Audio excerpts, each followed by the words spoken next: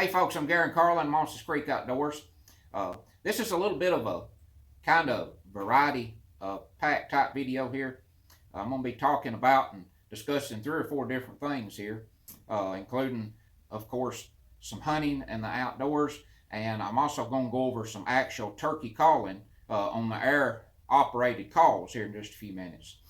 But first, I'm going to start out by telling a story from a pretty good little adventure that I had back many years ago. It's probably been 30 years. Telling about where I was at, who I was with, and what was done when I was on my first turkey hunt, when I killed my first turkey, the very first one. I've included kind of some pretty good bits and pieces of this story in with other videos, but I've never actually went right out specifically on this story involving my first hunt here on video yet. But my grandmother had 6 brothers, and her youngest brother was living about 100 miles west of me in Memphis, Tennessee at the time. And of course, he always done a lot of deer and turkey hunting. He always loved to hunt. That was, he loved to fish too. Both of them was, huge, tremendous passion of his. And, the outdoors, created some, wonderful times during his life that he really enjoyed.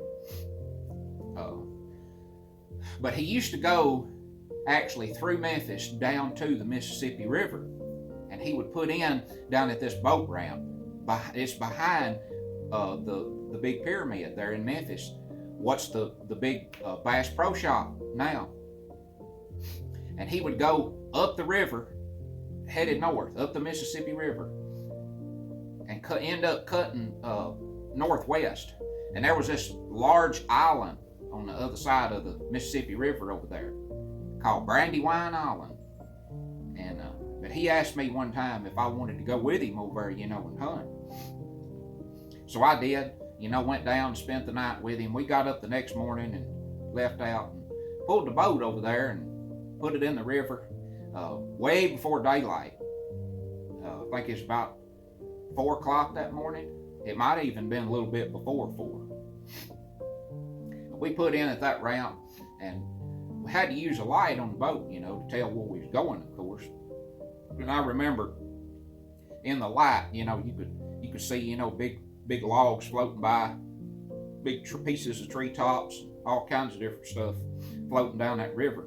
It's just a wonder that some of that junk don't float into you, being out there before daylight. It's quite out to be dangerous, really. We went to the spot where he usually gets out of the boat on this island, and the river goes up through there, and there's a part of the river splits off, goes around this island, and ends up coming back into the river. It's actually I think one side of the island is actually the dividing line, or is the state line between Tennessee and Arkansas. And but technically, the island is classified to be in Crittenden County, Arkansas. But the island is, I believe it's 3 miles wide and 7 miles long. It's I believe it's 9,800 acres. I think hunting still goes on over there today. I think there's some kind of lodges or places to stay, for people over there nowadays.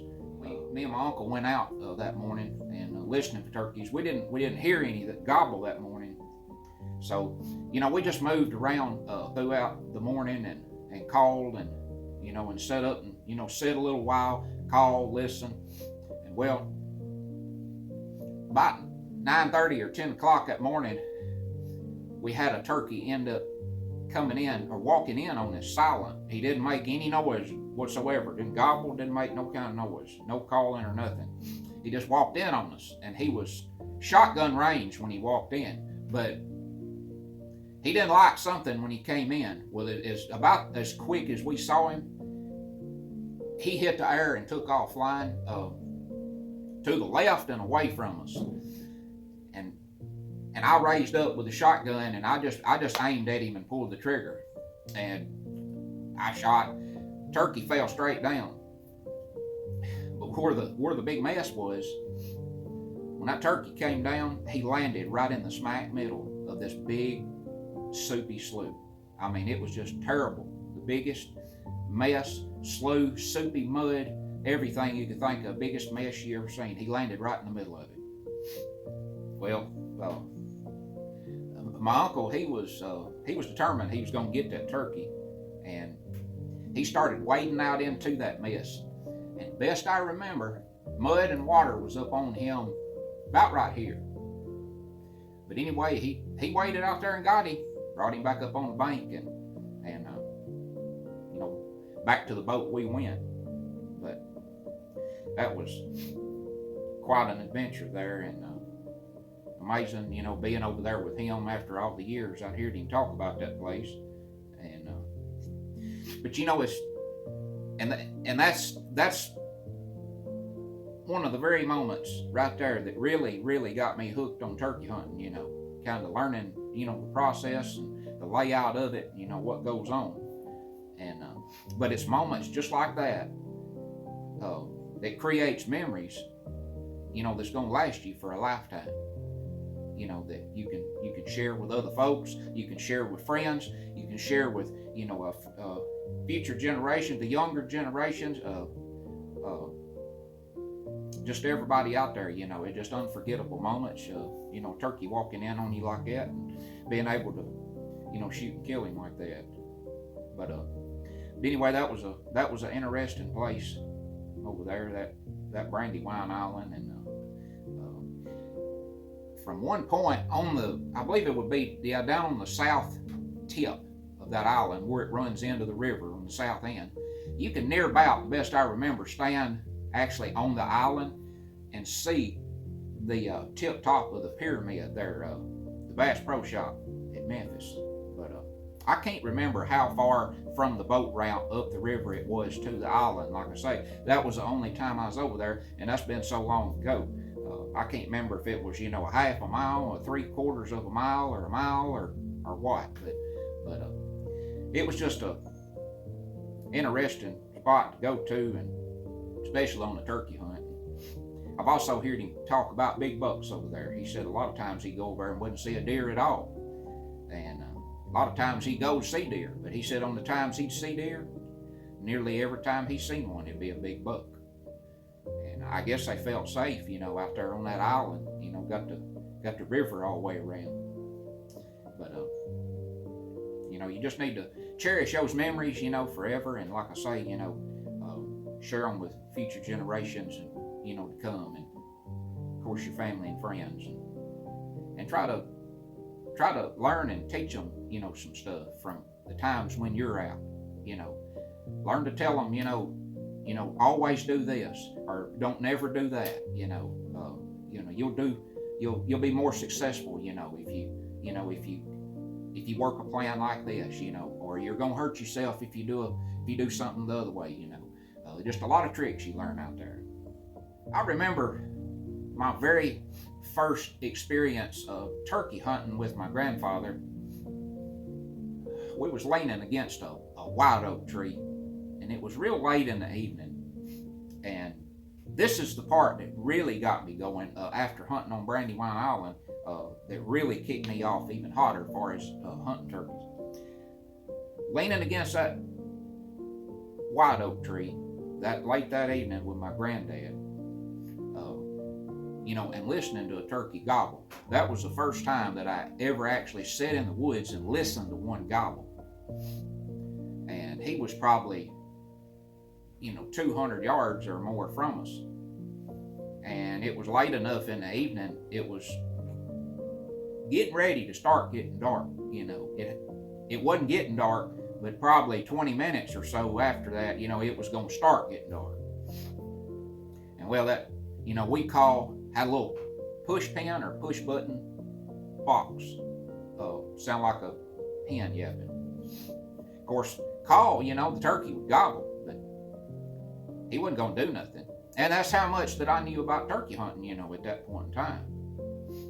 There wasn't no way he was going to come to us. He very well might have already been sitting on the roost when he gobbled, but I'll never forget. He gobbled and answered us 38 times, and but that's another memorable moment. Being able to sit there, by my grandfather like that and listen to that turkey gobble, and it's pretty amazing.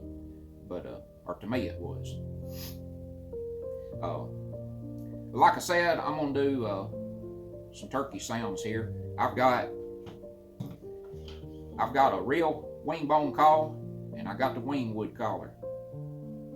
So I'm gonna make a few sounds for you here. I'm gonna take this wing bone, and I'm gonna do a little bit of soft tree calling here first. Sound like a hen early in the morning, still on the roost.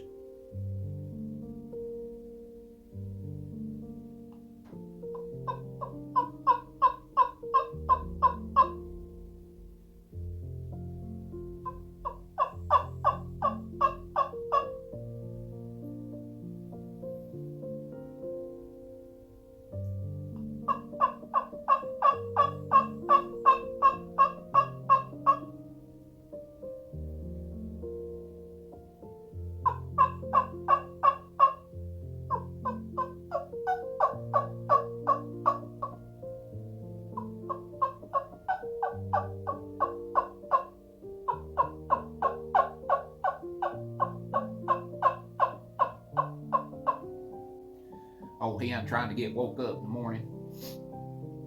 Now I'll do a little cackle like she flies down.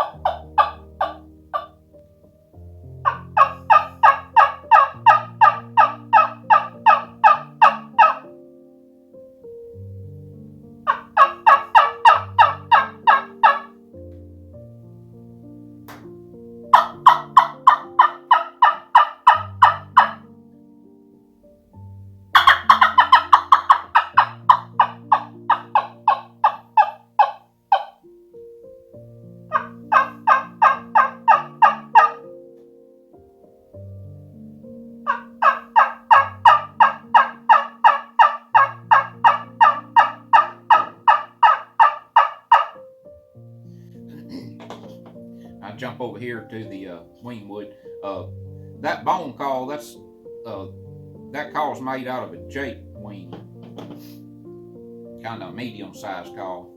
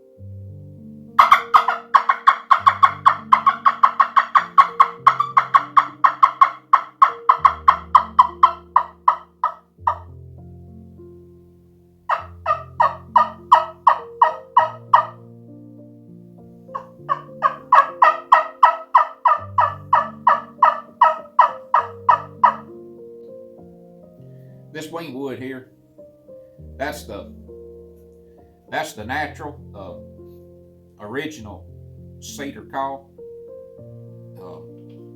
I get way more orders for the cedar caul than I do any other wood.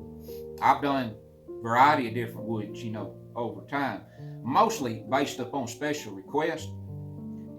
I can make one out of anything you want. If I've even ordered special wood, for folks before. But to this day, right now, I can't get hardly as not. Some folks couldn't tell. I think I can tell because I listen to so many different cauls. Every single caul is tested before it's ever shipped. But I think I can get just a tad better sound out of the cedar one than I can any other wood. If you want a wing wood collar, you're more than welcome to contact me direct, and I'd be glad to ship you one. You can also order the wing wood collar from Midwest Turkey Caul Supply up in Missouri, as long as they're stock. That is, I think they sold out of cauls 3 or 4 different times last year, and right at the moment, as I know, they have them in stock.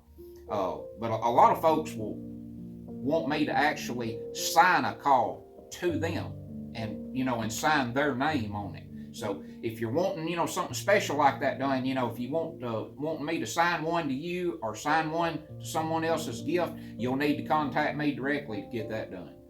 But of course, I'll do it. I'm used to that. I do it all the time, nearly every day, to be right out about it.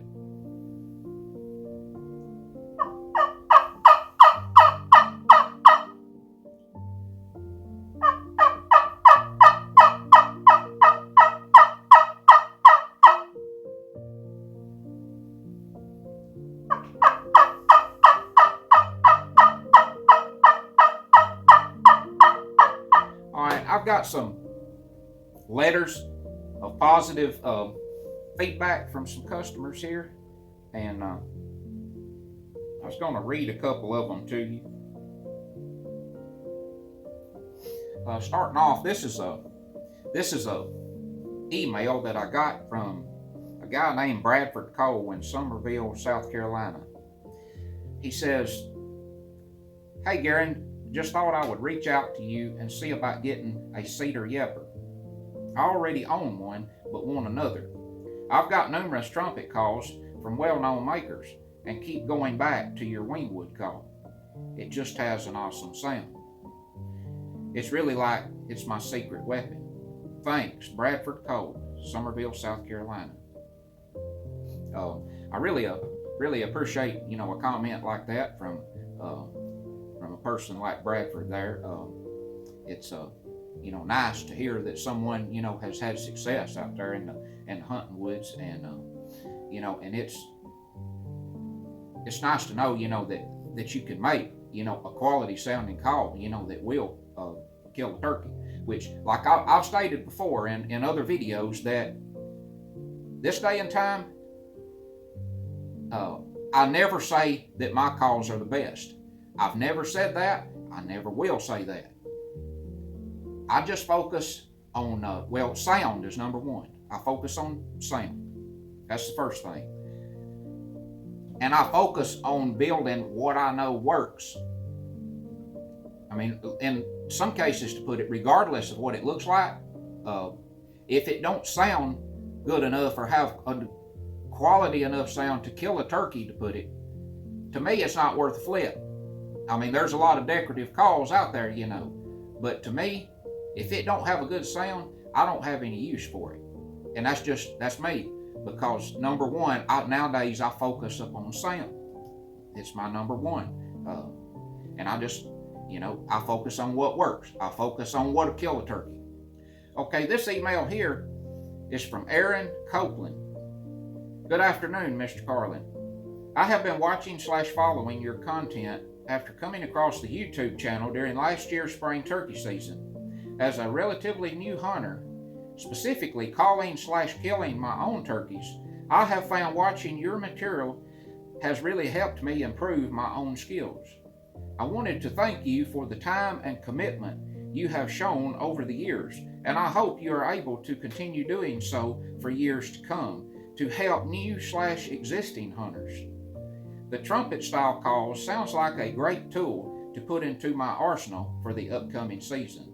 Thank you again, Mr. Carlin. Aaron Copeland. If you happen to be watching or see this video, Aaron, you don't know how much that I appreciate that email. That really means a lot, and I'm proud to do what I do. I'm proud to talk to folks that I talk to, and anybody's welcome to get my phone number, off my page or whatever, and give me a call. Feel free to give me a call at any time. I just know what I've been through as far as hunting over the years and killing turkeys. I've shot 127 of them, and so far, and I'm going to say probably 90% of those turkeys I killed with the air-operated type call, such as the wing wood caller or the wing bone. It's just a sound that a lot of turkeys don't ever hear, like I've stated multiple times. But I enjoy at times, doing different videos, trying to help some folks out there, and maybe talk about, what's helped me over the years or hurt me, what I do or what I don't do, to try to help them be more successful out there in the outdoors. Appreciate you watching. Until next time, I'm Garen Carlin, Mosses Creek Outdoors, and I'll see you.